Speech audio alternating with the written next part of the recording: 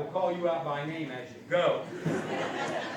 So anyway, I'm glad to be with you this morning. I appreciate you starting without me. Sometimes I was, as we began the other service out at the other church, and Kevin Trine was the worship leader, and as things were going along through the beginning of the service, I'm sitting there with my bulletin and my ink pen, and I'm writing down things that come to my mind, and Kevin just made the comment. He says, I can tell that Bob is open to the Holy Spirit because he's still taking notes about today, and the service there got a little long. I feel sorry for Pastor trying to get through a message and get done and get here, and me, that's just kind of the way I am. I face the same thing at a couple of churches in Greenup, Illinois. I've got one church early, and then I got to get out, and I got to go, and sometimes I run a little late. Anyway, glad to be with you this morning.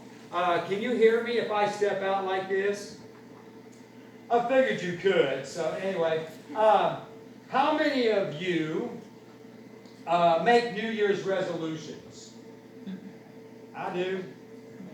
You know, I mean, and those of us that do make them, sometimes we struggle in trying to keep them. And those of you that don't make New Year's resolutions, well, you're just getting off easy because you're not going to try anything, okay? So I made a couple of resolutions this year. Number one, I'm going to read the Bible more.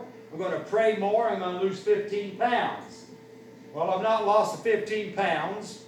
The Bible reading, I started the book of Psalms, and here it is 4 months gone, and I'm not quite done with it yet.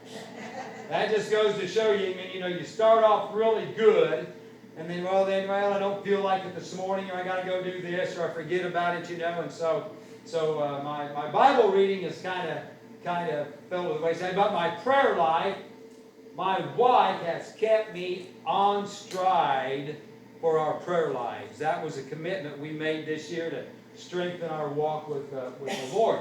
And we make New Year's resolutions because we want to make ourselves better at something. We want to change something in our lives. And that's what I'm going to speak on this morning, is about change and renovation in our lives. And that's why I brought my tool belt. I didn't know exactly what I was going to run into out here of renovating this church body. All right? Now, I'm going to be a little hard on you today, but you know what? That's okay, because you don't pay my salary. All right? And I don't live in your house. And you don't have to have me come back. You know? So we know where we stand, right? So when I get a little hard on you today, you'll understand why I'm doing this. How many of you are blessed with satellite TV and HGTV in your house? Man, I am. Hey, Bob, this is my wife. Hey, Bob, come look at this. Hey, Bob, can we do this? Hey, Bob, look at this. And I start watching these shows. Well, first of all, anybody done a renovation in your house or anything like that? How many of you get it done in 60 minutes? Does not happen. Does not happen. There's property brothers. I love them to death. You know, you got one brother goes out, finds a piece of property and sells it to the people. Then there's the other brother that's in charge of doing the renovation. And this always happens. I've never seen an episode yet where the brother that's doing the renovating gets on the phone. We got a problem. And that's what happens when you get into renovating. Problems occur. Something unexpected. But there's properties brothers, there's flip or flop, there's fixer-upper. I love Chip and Joanna Gaines, number one, because they're good Christian people. And they always end up with shiplap in the house. They love shiplap in the house. But anyway, all these shows are about renovation and about changing things.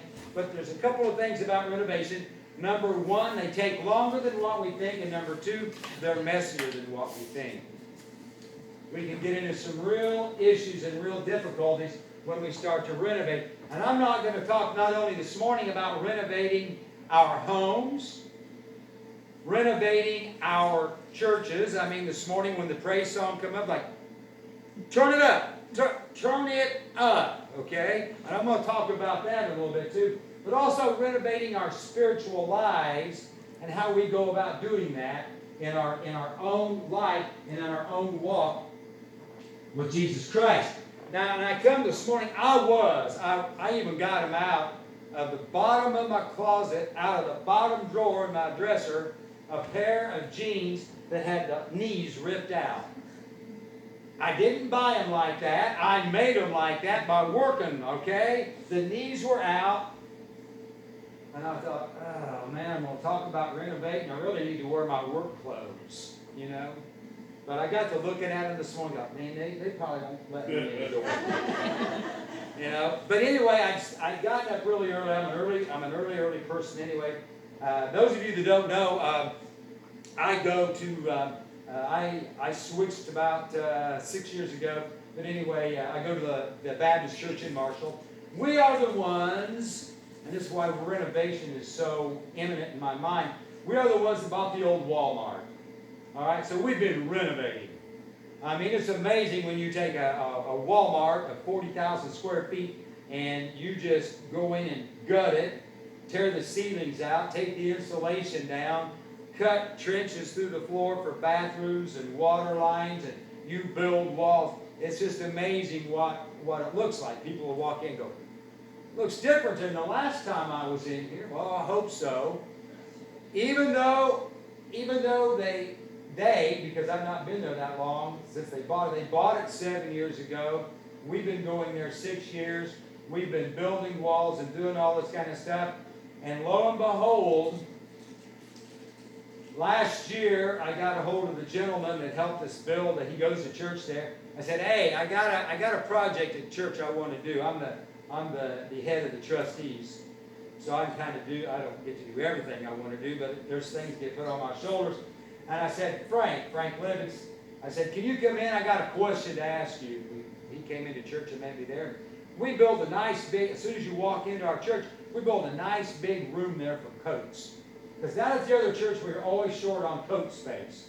So we built a nice big room for coats. Coat racks were in there, but so was all the rest of the junk that people didn't want to stick anywhere else. It went in the coat room. I don't know where your coat room is, but we'll see how much stuff gets stacked in there. And he came into church, and I said, Frank, we're gonna make this room our children's check-in room, and I'm going to tear these 2 walls out. And he looked at me and he said, I really wish you wouldn't. I said, why? He says, I just built them 3 years ago. And you want to tear them out already? Yeah, we're going to renovate. Well, all of a sudden I could feel that this maybe was not the right thing to do, but tough. I'm going to do it anyway. And I caught some flack over it, all right? We just did it. Now where are we going to put our coats? I said, and this is my opinion. You go to a ball game, they don't have a place for you to hang your coats up. You sit on them. All right? Take your coat with you. Now, if you want to hang your coat up, we got a place back off to the side, but you're not going to walk in and have a nice place to hang your coat in. We're going to check our children in there. We have about 80 to 90 kids coming to church, and we have young parents today want to make sure that their children are secure. And so we put a barcode on you. So if you come to my church and you want to go in the children's department, we're going to get your name and your address and your mom and dad's name. We're going to put a barcode on the back of it. I wanted to ear tag the kids, but they didn't want that. But we did that because young parents want to know that their kids are safe and secure, and we know where they are and what's going on. And so we put a barcode on. They have their name on the back. We know what classroom they're going into, and we know where they're at all times. But we did that. We had to renovate already. And we're doing other things to renovate our church. Even though we don't even have everything done yet, we're still changing everything. And as we were singing the worship song, and I kept going like this, you all are going to love this, because when we moved into our new church, even though we built a place for a piano and we built a place for an organ,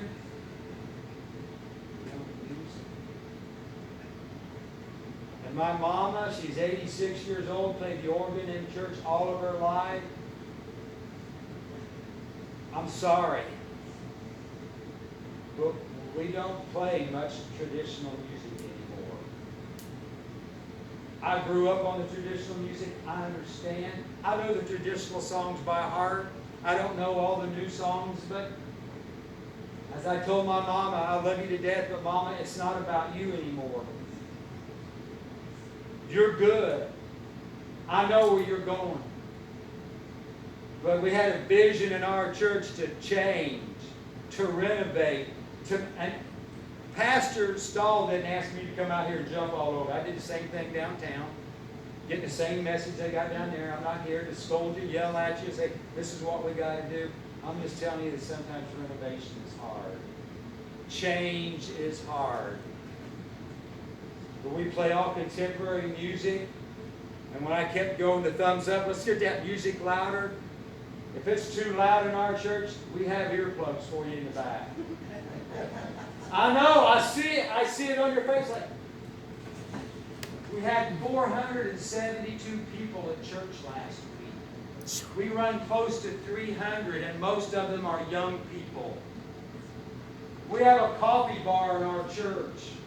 You can come in, get a cup of coffee, get a bottle of water, stand around, visit, and yes, you can bring your coffee into the sanctuary and sit down. I know it's hard. I know. I do. I know. I understand. But it's not about us. It's not about what I want. You can't keep track of it, can you? No. I am slowing down my coffee. I had 4 cups of coffee this morning. I am slowing down. But renovation is hard. Not only in our own homes. My oldest daughter went to college, and we only had 2 extra bedrooms in the house. And the girls had 2 of them had to share a room growing up. And when the oldest one got into high school, she got her own bedroom. But when she went to college, the other daughter moved in and repainted it and redid it. And the oldest daughter comes home and says, "Where's my room?" You don't have a room anymore. Okay? You left. You have a couch. Or you can share a bed, but this is not your room anymore. Renovation is hard. It's hard in our homes, but it's been like that. We renovated a bathroom in our home a few years ago. And I told my wife, I said, "Doesn't the toilet work?" "Yeah." "Doesn't the sink work?" "Yeah." "Don't the lights work?" "Yeah." "But it's got 1955 pearl plastic tile on the wall. I want it off." Okay.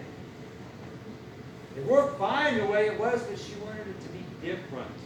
She wanted it to be more appealing.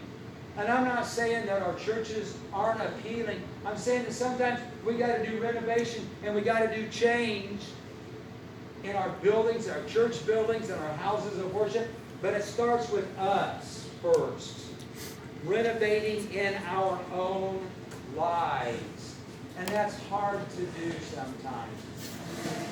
I'm not a betting man, and I'm sorry for picking on you this morning, but you're just like, did you take me on? Oh, that's what I want. Did you sit here last week? That is your seat, right? No, but that's where you sit every Sunday. If I ask you to come over here and sit on the front row, would that be okay? All right. Might be a little uncomfortable. Because you never, how many times have you ever sat on the front row? Half a dozen times? Maybe you were the worship leader or whatever, but you had to sit there. Maybe your mama made you sit there. I don't know. But we don't like change. We don't like to mess up things in our lives. And it's the same way in our Christian life, because I'm going to challenge you today. I'm going to challenge you today before you leave here to open yourself up to change in your life. And you can say, "But I'm good." No, you're not. We are not good. I'm not good. You're not. You all look really good and you look nice, but we can all change.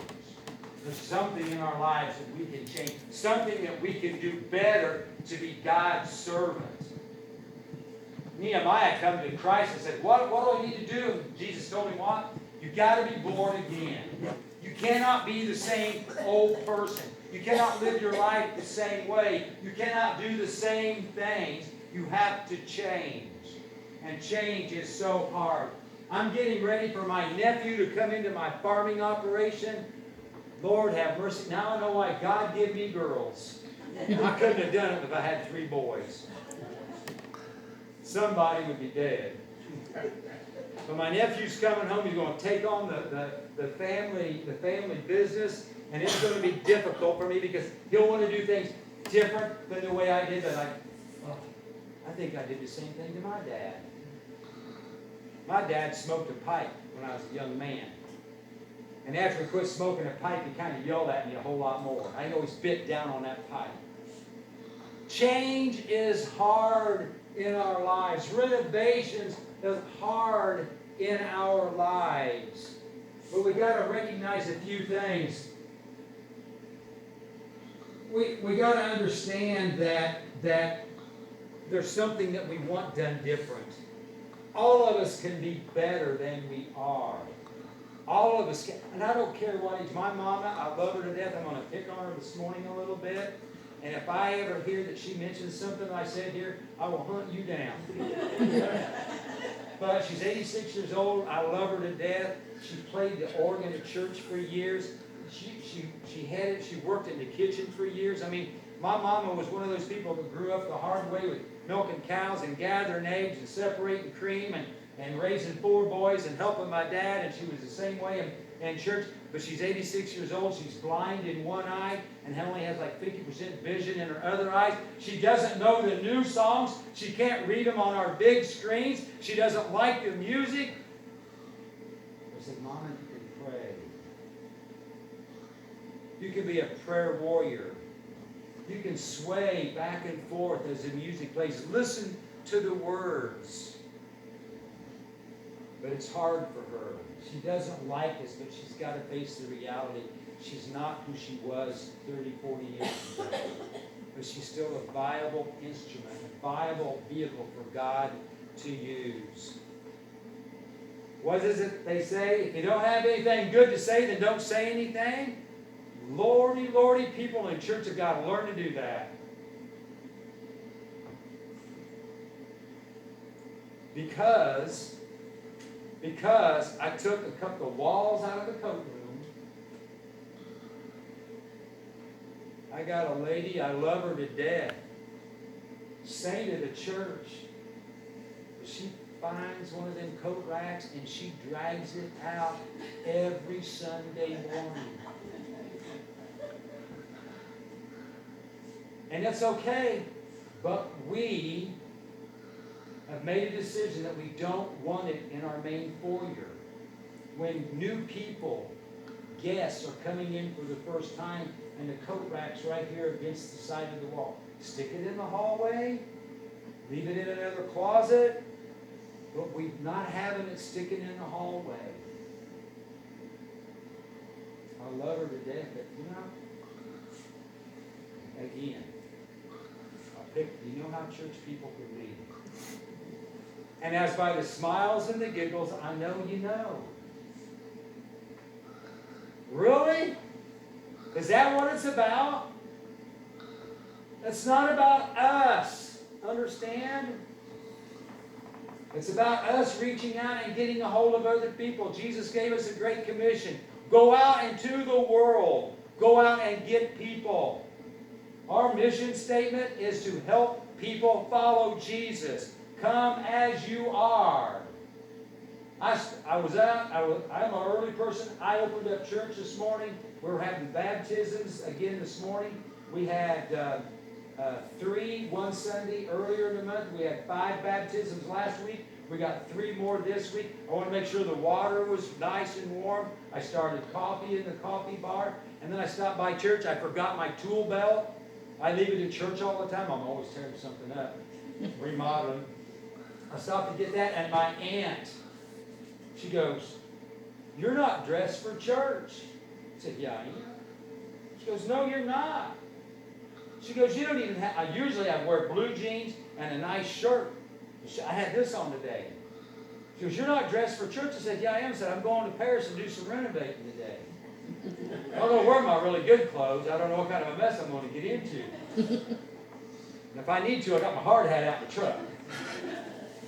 But I don't think I'm going to need it. But that's it. Renovating our lives, changing our lives, getting out of our comfort zone to reach people for Jesus Christ. And sometimes, again, I'm probably going to reiterate it a lot. It's not comfortable. It's not good. It's not, I'm probably not going to get in. I know I'm not going to get into it. The scripture that I use for this is the book of Nehemiah. Okay? Read it. It's only 13 chapters long. You can do it this afternoon. And if you've already read the book of Nehemiah, go back and read it again. The children of Israel were in exile. They were in bondage. They'd been torn away. Why? Because they failed to listen to God. Go back. God took them out of Egypt, got them through, and they got to the Red Sea. Go, oh, woe's us. Now what? I'd rather been back. God parted the Red Sea. They went through on dry land. God got them to the Jordan River, to the Promised Land, and the 12 spies went over. 10 of them come back and said, we can't do that. They were afraid. We can't do that. Do you know how big they are? We can't do it. And no offense, but 40 years they wandered into the wilderness to trust God, and the old generation had to die off. And I'm saying y'all got to die off. I'm just saying that this is what happens. We got to let ourselves go sometime, and we got to fully trust God that it's not the way it used to be. It's not going to be the same. I mean, if we want to, I go back to the church that I grew up in as a young boy, and you go back and read the church history. In the late 1800s, men were on one side and women were on the other. Is that the way we need to go back and worship? Now, don't nod your head yes. Right? If you get in trouble, I'll get in trouble. Boy, his wife has given him the eye. But you see what I'm saying? Not all change is bad. Now, sometimes changes aren't good, but we live with it, we work with it, and we go forward with it. And in the book of Nehemiah, the children of Israel failed to follow God again. As you remember, you go into the Promised Land, get rid of it all. Don't keep any of it around. And you know what happened to Achan? He kept a little of the silver and the gold under his tent floor. And they lost the next battle, and they come in and go, what's going on? And Achan had hid some of the treasures that were supposed to be God's. God killed them. But all through the Old Testament, we read about how the children of Israel would fail to follow and listen to God and get rid of those things in their life. And so here we are. We have the children of Israel in captivity. That Babylon has taken them over. Nehemiah is the cupbearer of the king of Babylon. And all of a sudden, one day, you see some old friends pass through. And you go, hey! This is Bob Miller's paraphrase. That's why I insist that you go home and read the Bible this afternoon. Make sure I get it right. Hey! How are things in Jerusalem? And I said, they're terrible. The walls have been smashed down. The city gates are burned. The city, God's holy city, was in distress and had been destroyed. And Nehemiah said that he cried. He fell down and he cried. We talk about our country and where we are today. How many of us have got down on our knees and cried to God because of the situation of our country and our communities and our schools? And how many of us have fasted and prayed so earnestly about those situations in our life? We haven't. We mention it in our prayers, and that's great. Have we got really serious about it? Have we cried out to God about the situation in our country? And I'm going to ask this question of you, just like I did the church in town. How many of you went to see the abortion movie by Abby Johnson about abortion in this country? Oh, this is what I like. Shame on you. Shame on us as Christian people that we did not take the time to go spend $5, $10 to support a group of people that were honest enough to stand up and talk about abortion in this country. We don't like it, but do we stand up for it? Do we stand against it? No, we don't. There's another movie that just came out the other night called Breakthrough. It's in Terre Haute. Go see it. It's a true story based on a young man that fell under the ice right outside St. Louis, Missouri. Was under the water for 15 minutes. Didn't have a heartbeat. The doctors and nurses, they gave up on him. His mama come in the room and prayed, Holy Spirit, bring him back to life. And the heartbeat started. And 28 days later, that boy was back in school. The power of prayer. Things that we need to be doing in our life. And I know I got off track about renovating, but back to renovation. We need to decide what we want to do in our lives, that we want to make ourselves better, that we want to renovate ourselves. Nehemiah cried about the destruction of the city of Jerusalem, and he went back and he rebuilt the walls in 52 days. And if you read about it, said that sometime, and he got made fun of. You can't do that. You can't change that. You can't build them walls back. And even outside influences, outside tribes tried to come in. They even carried spears in their hands. Laying block with one hand and a spear in the other hand. Facing ridicule. You can't do it. And one of the biggest opponents of renovating our spiritual life is going to be Satan saying, you can't do it. I'm not going to let you do it, but we got to stand strong for that. You all look really nice here today. I mean, you do. You all got good clothes on. Your hair's all combed. You look really good. But I don't know what you got on the inside. I don't know what you're like on the inside. Here's an example. I told you a while ago about renovating a bathroom in our house. 4 weeks. I don't care if it gets done in 30 minutes on television. It takes 4 weeks.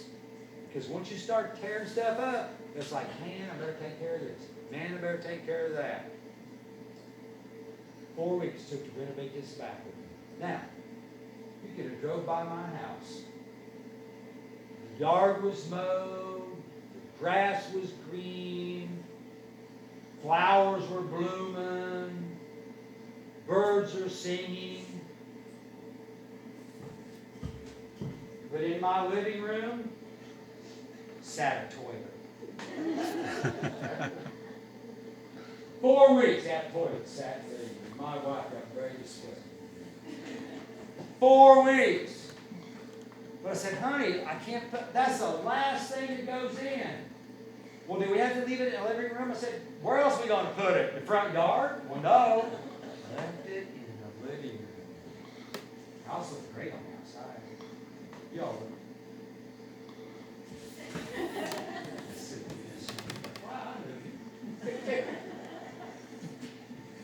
You look good on the outside. I don't know what your inside looks like. I'm just saying, you all look really good here this morning. But I know from my own personal experience, there's something in there. There's something in there, a hurt, a pain, something from the past, something that somebody did to you. And you know, some of you might be going, it's the last time we're having Bob Miller come here. All he talked about was change and earplugs and loud music and blah. I'm just saying that renovation and change is hard to do, and we've got it all inside of us. We all have something down inside of us that we need to change to make us better than what we are right now. Scriptures tell us, you know, and I haven't even stayed on script this morning. I saw you looking at the clock. It's all right. I'm supposed to be back down home at 11:30 to help count the offering, and we got a carry in at church. I ain't gonna make it. Aren't you glad you get? I don't have to be nowhere else really important. I can stay all day here. I just let the Spirit lead me. That's it. I had this all written out, planned out, whatever, but I'm just letting God take over and bring the words that I need to hear. Maybe not you, but I need to hear them over and over again in my life. I did a Sunday school series at the end of last year by Chip Ingram entitled Knowing the Real God. And there's chapters in there that talk about the holiness of God, the sovereignty of God, the purity of God. It must be something I had to mention this morning because Robert Jeffers, I caught him this morning on television. And he was talking about the holiness of God, the purity of God, and how sometimes we're afraid to admit that we are sinners, that we are unclean, that we need work done in our lives because we want to put ourselves and God on the same level. Do you realize that in the Old Testament, only one time a year could the high priest go in to see God in the Holy of Holies of the tabernacle, of the temple? And that high priest had to get himself purified and made right? And I'll bet this is something that you don't know. They would tie a rope to his leg. Because if he went in to face God in the Holy of Holies and he was not as pure and as perfect as he could be, God would strike him down dead. And so they would tie a rope on, because if they didn't come out in a day, they would drag him out. Wow, did you realize that? That is the God that we worship. That is the God that we say we worship. He's that pure and that holy, and yet we try to approach him in a very casual way. It's 9 o'clock, I wish you today. I'm one of these guys, it's like, instead of like, well, I could have V8 instead. I'm 64 years old. Why didn't I get on fire for God when I was a young man? Why didn't God use me more? Maybe I didn't let him. Maybe I didn't let him. I got too many other things to do. I got too many other things going on. I don't have time. I got kids. I got a job. I got this. I got that. Blah, blah, blah, blah, blah. My wife, I come home this morning after opening up church. I already had a couple cups of coffee. Went over my message, you know. Man, the air's cool outside. I'm pumped up. I walk in the kitchen, and I come up and give her a big hug, and I'm just shaking her. She goes, stop. I'm excited. I'm just excited. Today's Sunday. I'm going to worship God. I'm going to be able to go to Paris and see people I've not seen for a while. I'm going to be able to bring them some words, I hope, of encouragement to change their lives. We should be excited. How many of you had excitement today when you got ready to come to church? Not even knowing I was going to be here, you couldn't get excited? Ah. And I know that I didn't even have to stay for closing at the other church. Kevin's trying to say, you better go. And everybody's talking about me. That's all right. That's all right. But in all seriousness, read the book of Nehemiah. Okay? Read about how he felt about renovating and changing and rebuilding God's holy city. That was where God was at.